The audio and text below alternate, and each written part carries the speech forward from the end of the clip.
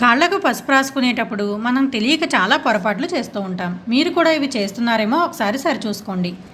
మనం పూజ చేసే ముందు కాళ్ళకు పసుపు రాసుకుంటాం. అలాగే ఎవరైనా ముత్తైదులకు తాంబూలాలు ఇచ్చే ముందు కూడా కాళ్ళకు పసుపు రాస్తూ ఉంటాం. ఇలాంటప్పుడు మనం చేస్తున్న పొరపాట్లు ఏంటో తెలుసుకుందాం.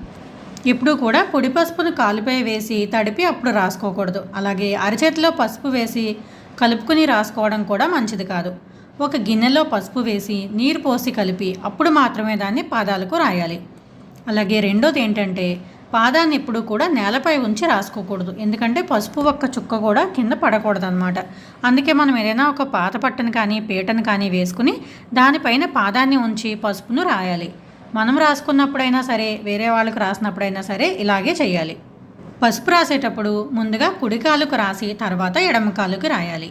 ముందుగా చీలమండల దగ్గర నుంచి మొదలుపెట్టి వేళ్ల వైపు వచ్చేలా రాసుకోవాలి. అలాగే ఎక్కడ పొడి లేకుండా